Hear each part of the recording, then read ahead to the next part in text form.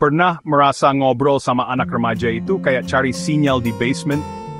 Kadang, kita merasa seperti sedang berbicara dalam bahasa yang berbeda, atau bahkan seperti sedang mencoba menghubungi seseorang di planet lain. Susah banget nyambungnya. Mencari titik temu, terasa seperti mendaki gunung yang terjal dan berbatu. Setiap upaya untuk berkomunikasi seringkali berujung pada kesalahpahaman atau bahkan pertengkaran. Dulu, mereka cerita panjang lebar. Setiap detail kehidupan mereka dibagikan dengan antusias, dari teman-teman di sekolah hingga mainan favorit mereka. Sekarang, jawabannya cuma biasa atau sekadar, Jawaban-jawaban singkat ini membuat kita bertanya-tanya, apa yang sebenarnya terjadi dalam hidup mereka. Rasanya seperti ada tembok besar di antara kita. Tembok ini menghalangi kita untuk melihat apa yang ada di dalam hati dan pikiran mereka. Padahal, kita kangen tahu isi kepala dan hati mereka. Kita ingin tahu apa yang mereka impikan, apa yang mereka khawatirkan, dan apa yang membuat mereka bahagia. Tapi ini wajar kok. Ini adalah bagian alami dari tumbuh kembang seorang remaja. Masa remaja itu masa transisi yang ribet, penuh dengan perubahan dan tantangan yang membingungkan. Mereka bukan anak kecil lagi, tapi juga belum dewasa. Mereka berada di antara dua dunia, mencoba mencari jati diri mereka. Otak dan hormon mereka lagi renovasi besar-besaran. Perubahan hormonal dan perkembangan otak yang pesat memengaruhi emosi, perilaku, dan cara berpikir mereka. Pikiran mereka dipenuhi pertanyaan tentang diri sendiri, bukan soal pelajaran di sekolah. Mereka lebih tertarik untuk memahami siapa diri mereka, apa yang mereka inginkan, dan bagaimana mereka ingin dilihat oleh dunia. Mereka jadi lebih sering di kamar, lebih suka ngobrol sama teman. Teman-teman mereka menjadi sumber dukungan dan validasi yang penting selama masa-masa sulit ini. Tugas kita bukan merobohkan tembok itu, tapi membangun jembatan emosional, pelan-pelan. Jembatan yang kokoh membutuhkan waktu, kesabaran, dan pemahaman. Cara ngobrol sama anak 7 tahun jelas beda dengan anak 15 tahun. Pendekatan yang efektif untuk anak-anak kecil mungkin tidak akan berhasil pada remaja. Kalau masih pakai cara lama, ya nggak bakal nyambung. Kita perlu menyesuaikan gaya komunikasi kita agar sesuai dengan kebutuhan dan harapan mereka. Kita harus siap belajar lagi, mendengarkan lebih banyak, dan menurunkan ego. Terkadang, kita perlu mengesampingkan pendapat dan keyakinan kita sendiri untuk benar-benar memahami perspektif mereka. Tujuannya, supaya mereka tahu, seberapapun cueknya, pintu rumah dan hati kita selalu terbuka. Bahwa mereka selalu memiliki tempat untuk kembali, tidak peduli apapun yang terjadi. Anggap ini petualangan baru, kenalan lagi sama anak yang sudah remaja. Mempelajari minat baru mereka, teman-teman mereka, dan pandangan mereka tentang dunia. Siap, ayah bunda. Ini adalah kesempatan untuk tumbuh bersama dan memperkuat ikatan keluarga kita. Sering kita bilang, ayah dengerin kok, tapi mata tetap di HP, tangan di laptop. Anak remaja tahu, kita nggak benar-benar hadir. Komunikasi itu bukan cuma kata-kata, tapi juga nada suara, ekspresi wajah, dan bahasa tubuh. Non-verbal justru lebih berpengaruh dari kata-kata. Nada suara, ekspresi cemberut, atau tangan menyilang bisa bikin mereka berhenti cerita. Anak remaja itu detektor kebohongan non-verbal. Kalau kata dan tubuh kita nggak selaras, kepercayaan mereka bisa rusak. Jadi sebelum ngobrol, letakkan HP, matikan V, hadapkan tubuh ke mereka.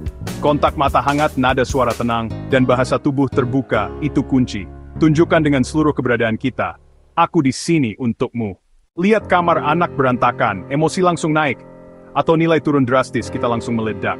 Ledakan emosi jarang menyelesaikan masalah, malah bikin perang dingin. Anak belajar mengatur emosi dari kita. Kalau kita marah-marah, mereka akan meniru. Sebaliknya, kalau kita tenang, mereka belajar menyelesaikan masalah dengan kepala dingin. Kuncinya, jeda sejenak sebelum bicara.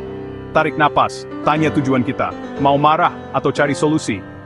Jeda ini memberi ruang otak rasional untuk mengambil alih. Mengatur emosi bukan berarti lemah, justru menunjukkan kekuatan. Sampaikan kekecewaan dengan tenang, bukan teriakan. Pesan tetap sampai, tapi anak merasa dihargai dan diajak diskusi. Ingat, jeda adalah teman terbaik kita. Dalam setiap interaksi, terutama saat konflik memanas, pemilihan kata adalah kunci. Ada dua jenis kalimat yang bisa kita gunakan. Kalimat kamu, yang cenderung menuduh, menyalahkan, dan aku, yang lebih fokus pada mengungkapkan perasaan diri sendiri. Perbedaan kecil, tapi dampaknya besar. Contoh kalimat kamu pemalas, langsung bikin anak defensif dan merasa diserang. mereka cenderung menutup diri dan tidak mau mendengarkan. Bandingkan dengan kalimat, "Aku sedih lihat kamar berantakan." Ini membuka diskusi yang lebih konstruktif. Kalimat ini mengundang anak untuk memahami perasaan kita. Kalimat "aku" fokus pada perasaan yang kita alami dan dampak dari perilaku anak, bukan menyerang pribadi anak atau karakternya. Ini adalah cara berkomunikasi yang lebih sehat. Anak nggak bisa menyangkal perasaan kita, karena itu adalah sesuatu yang nyata dan valid. Akibatnya, mereka jadi lebih mungkin mendengarkan dan mempertimbangkan apa yang kita katakan. Mereka jadi tahu, oh, ternyata kelakuanku bikin ibu sedih. Kesadaran ini bisa menjadi langkah awal untuk perubahan perilaku yang positif. Mempraktikkan kalimat "aku" memang butuh latihan dan kesadaran diri, terutama di saat emosi sedang tinggi, tapi hasilnya luar biasa dalam jangka panjang. Ubah fokus dari apa yang salah dengan kamu, yang cenderung menghakimi. Jadi, apa yang aku rasakan akibat perilakumu, yang lebih empatik dan membuka ruang dialog. Rumusnya sederhana namun efektif. Aku merasa perasaan ketika kamu perilaku karena dampak. Ini membantu kita menyampaikan pesan dengan jelas dan tanpa menyalahkan. Contoh, aku khawatir saat kamu nggak angkat telepon, karena aku nggak tahu kamu baik-baik saja. Kalimat ini menunjukkan kekhawatiran kita tanpa menuduh anak. Senjata rahasia berupa kalimat "aku". Ini bisa meredakan banyak pertengkaran di rumah, dan membangun komunikasi yang lebih sehat dan efektif.